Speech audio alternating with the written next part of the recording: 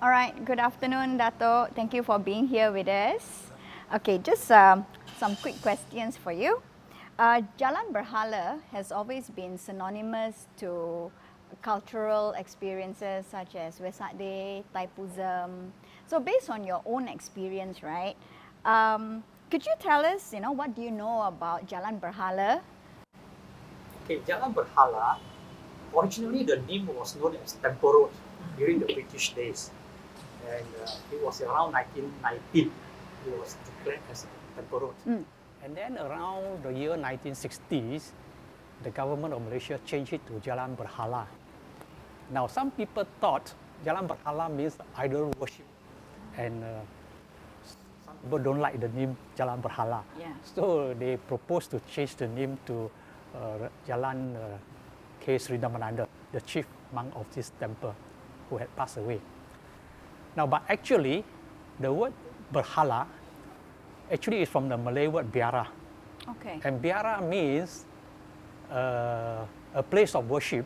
It can be for the Catholic Church, can be for the Buddhist temple.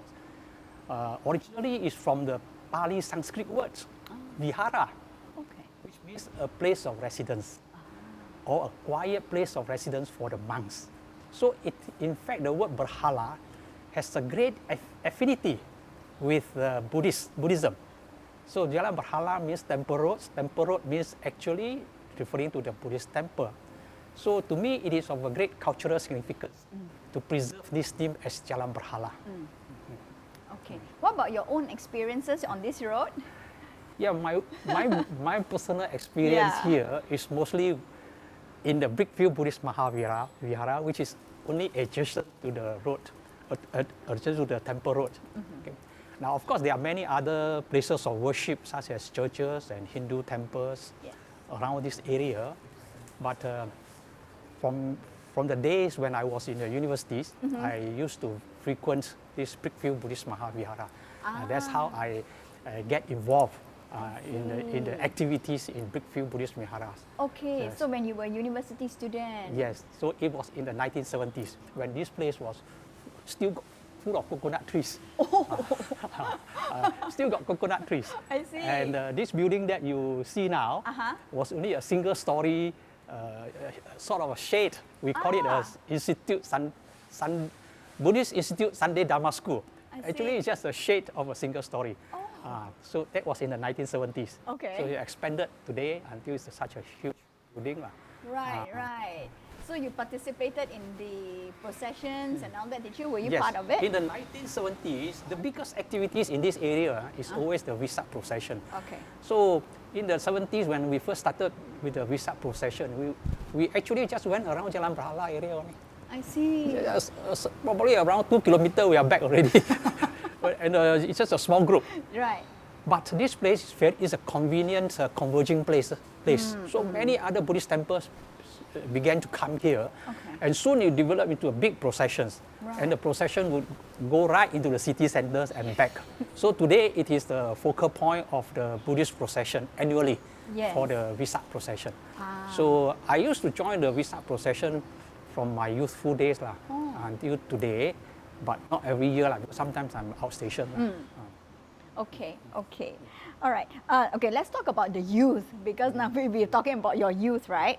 So nowadays, with the exposure of Western influences through media, how important is it, do you think, that Buddhism plays a role for youth? And how do you empower them to make use of Buddhism teachings in the practical and everyday life? Yeah, I think today when we introduce Buddhism, we must try to introduce the Dhamma or the teachings of the Buddha in such a way that it relates to their daily life. We can talk about dukkha, samudaya, nirodha, magga, or suffering, cause of suffering, cessation of suffering, and the end to the cessation of suffering, which may be quite vague or not so relevant to the youngsters. To make them relevant, to make the teachings relevant, we have to relate to the youngsters topics that are related to their daily life now. For example, how to live a righteous way of life, how to have a righteous occupations, how to earn your money righteously, and how to perform your social services, how to live a happy family life. So Right. these are the teachings that I believe is now being promoted by a lot of Buddhist organizations. So in this temple also, we have children Dharma classes. Okay. At the peak time, I think we have more than 600 to 700 students on every Sunday who come here to have their Dharma classes. How old are they? Usually between the standard 1 until 5 lah. Oh, okay, until teenagers. Yeah, teenagers. I see. So they will receive the right Buddhist education, which will help them in their life later. Correct, correct. Okay, okay. All right, the Mahavihara Buddhist temple here in Brickfields was established in 1895, around there, right? 1895, yes. 1895, Yes. And it has always been a focal point for Vesak Day celebration. Yes. Could you share anything about the temple? Any fun facts that you might know? Or any personal experiences special? For youngsters like us, Yes. this was the meeting point of the university students. Oh. University students from the Technical College, the Agricultural College, the University Malaya students, I see. the Teachers College. So details I don't have to tell you. I see. And this was back then when... It was very popular place before the 80s. But after that, because of the change of media, Yeah. the English change of medium of instruction in the universities, Okay. a lot of students are not so good in English now. Right. So they don't come here. But during our time, all the students converse in English. Yes. So they could come here. and meet here. Okay, okay. So that's a fun fact.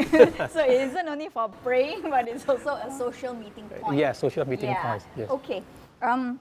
So in your opinion, right, how important is it for local authorities to preserve the structures here, maintain and keep this up in the next couple of decades?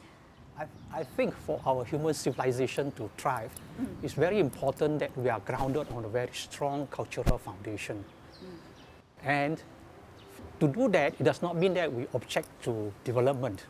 So as you can see, the development around here now, this is in fact the KL city center now, KL Central now. Yeah. But the temples, the churches, Hindu shrines, they are all preserved. And I think the authorities should preserve it that way, so that the younger generations will be able to relate their cultural roots, will be able to relate their heritage. I see. Okay, okay.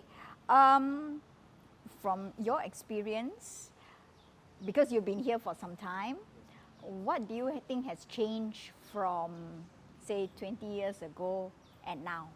What are the significant differences Yes, that you can see a lot of changes, especially physically lah. Okay. Physically, those days this area were all low-lying, single-story, two-story houses at the most. Now you have 30-story, 50 stories. Correct. So these are some of the observable changes taking place, and in my mind, it may also have some effect on these places of worship. Because these places of worship, not only this temple, all the places of worship around here, used to be the focal points of all the devotees. They come here. But now because of the traffic jam, because of the congestion, things like that, and also because of the diversification out of Kuala Lumpur, so some of them will stay back in PJ, in Klang, in Kajang, and things like that, and they no longer come here. So this place will have to find a new source of strength to be able to attract devotees. I see.